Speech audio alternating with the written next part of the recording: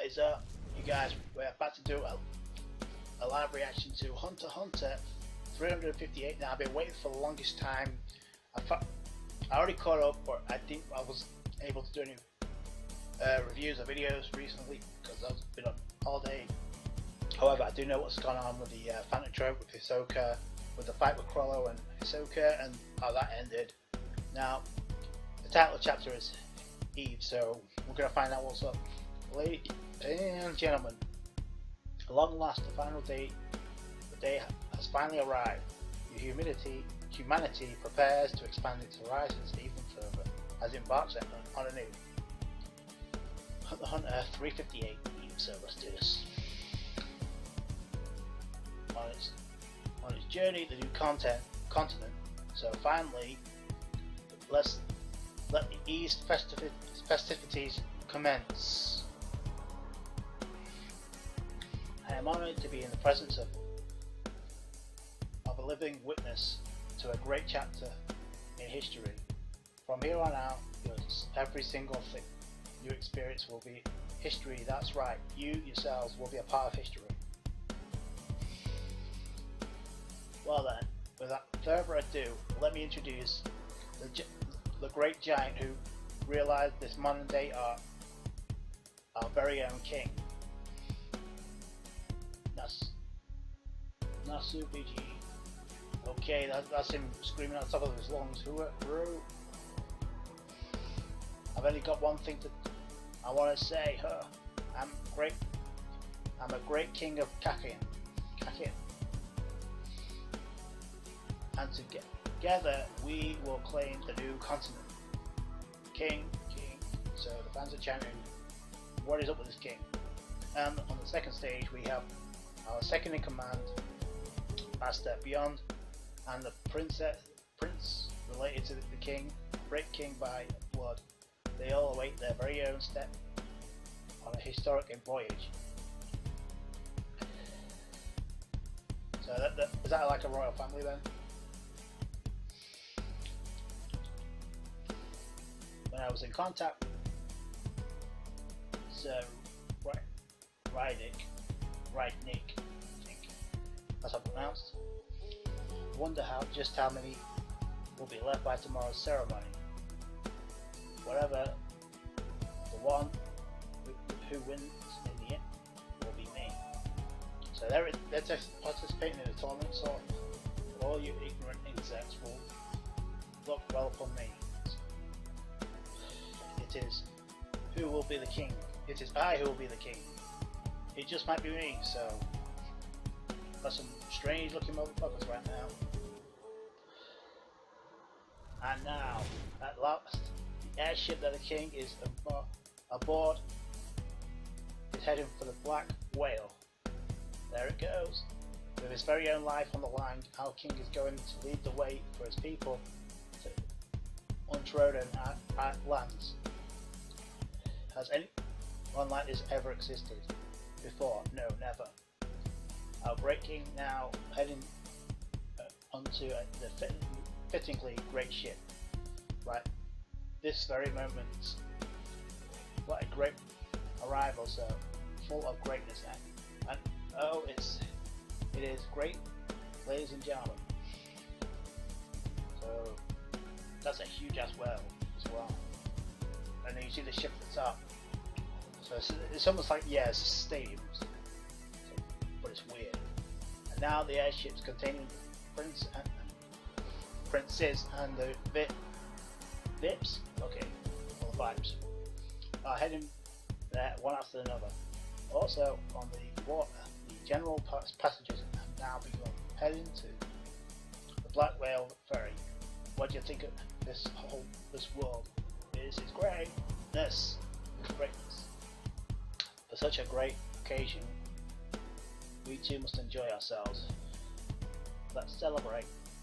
Good time. Okay. So we've got a royal tea party of some sort.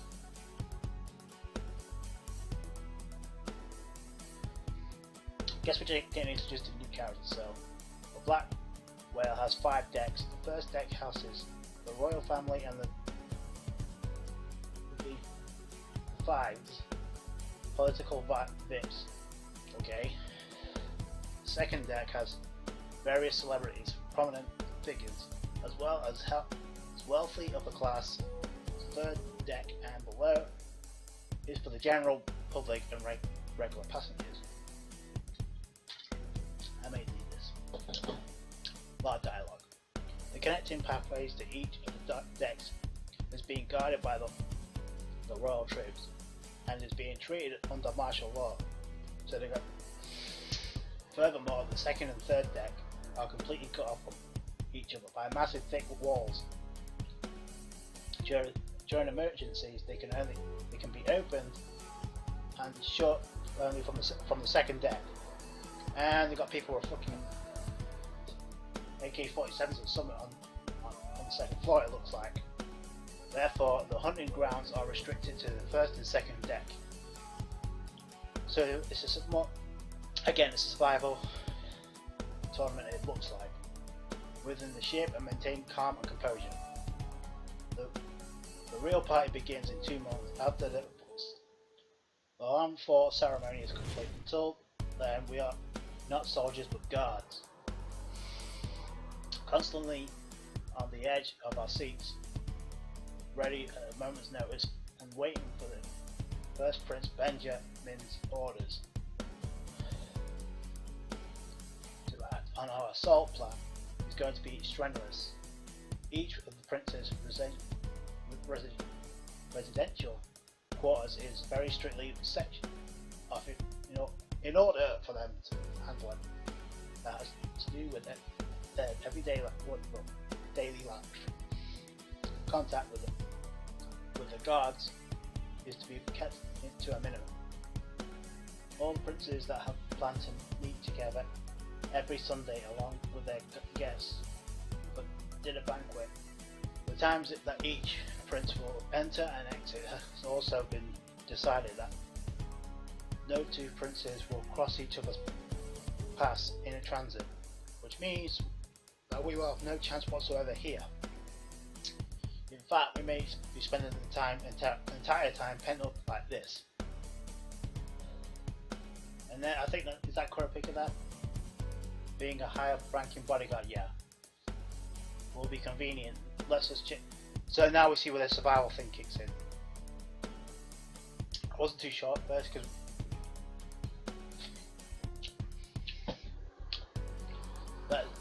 let's use this chance to search for a way to escape the succession war. Yes. It is possible to contact the other queens and princes using the phones within the ships. The lower wives cannot call the wives up.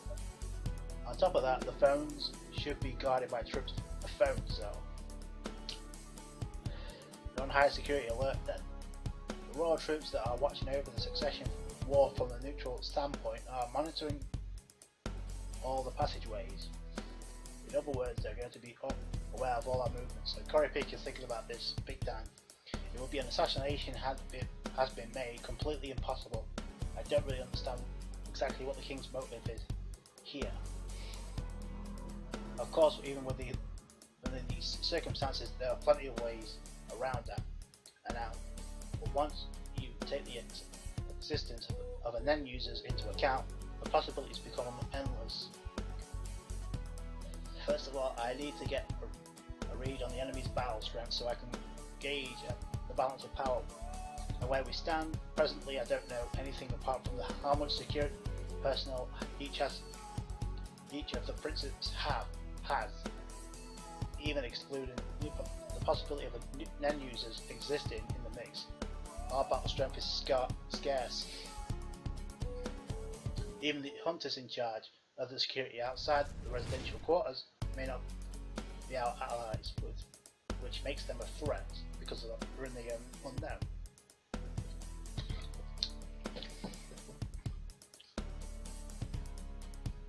At the time of the test, we didn't learn any alternative motives or plans from the Kakin examinees, and most of the Kakin bodyguards even slipped past my chain test.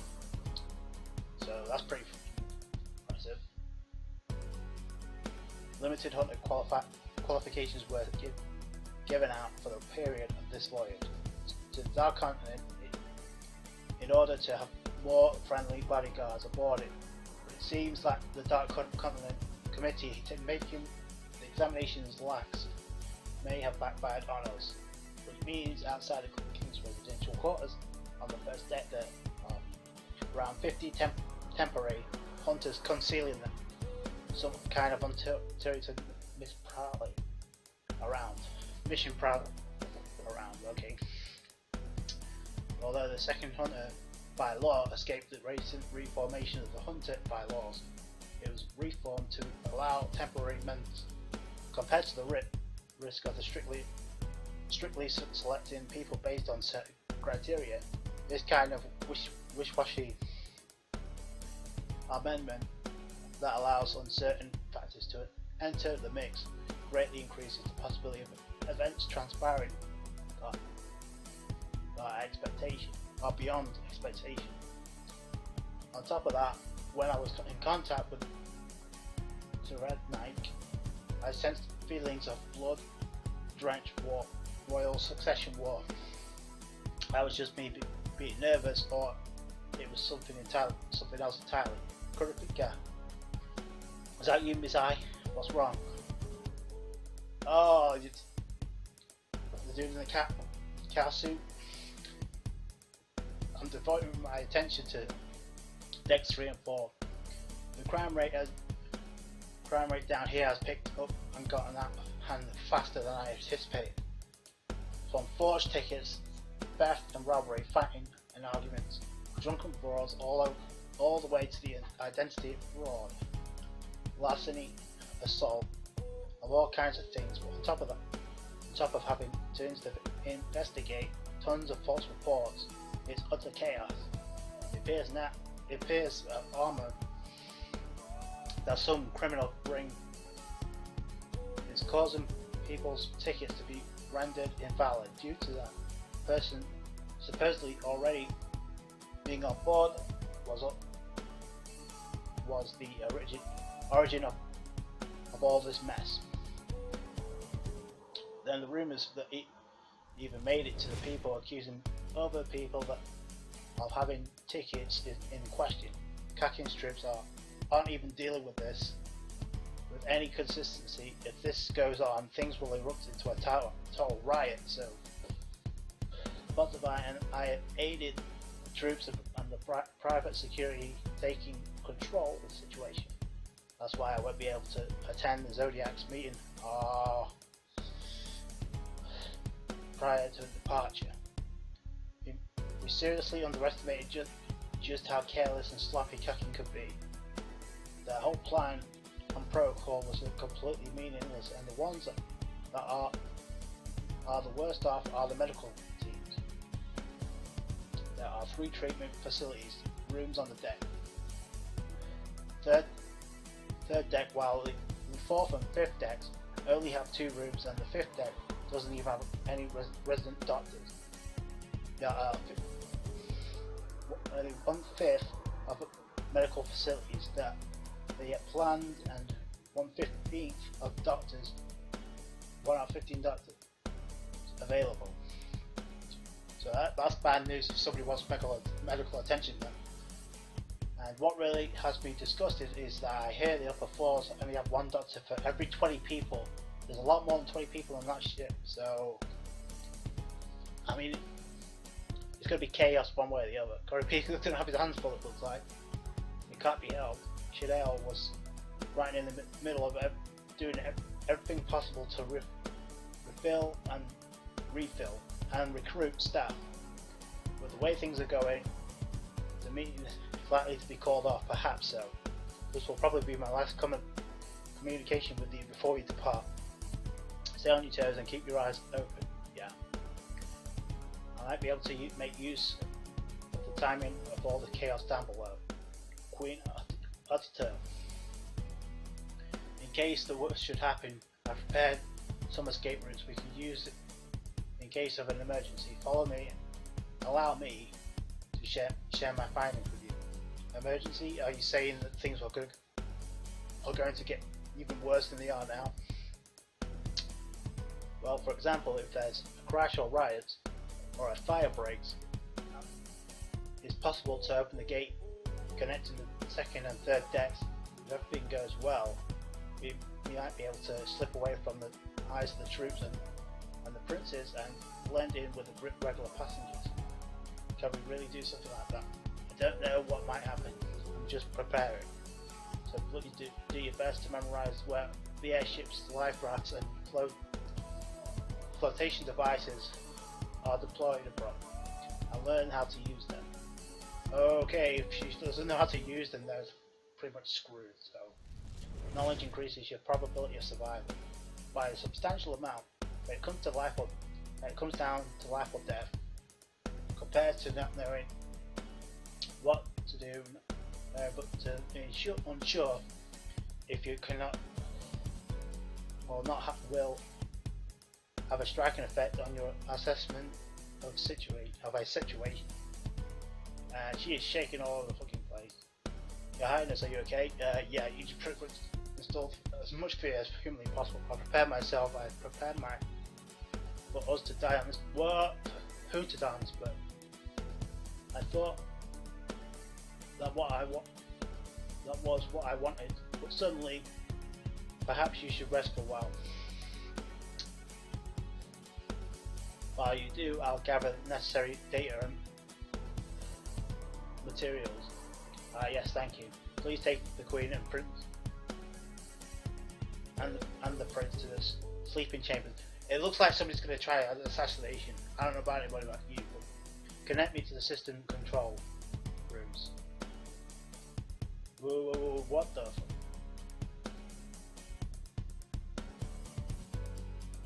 What the fuck is that? Oh! Is that chair? Is that then coming from that chair? What's wrong? Nothing. And it's set in motion. So shit's about to go down. I can't be sure, but it looks like Nenny's coming from that chair. So either someone's sitting in that thing, or somebody's gonna. I was right. Somebody might try an assassination, and then Kurapika's got a sensation of that. That's what I'm thinking. But a big setup chapter really, and a lot of dialogue. So let me know your thoughts down below. Link is in the description below. Comment, rate, subscribe. Always catch you guys for more Hunter x Hunter.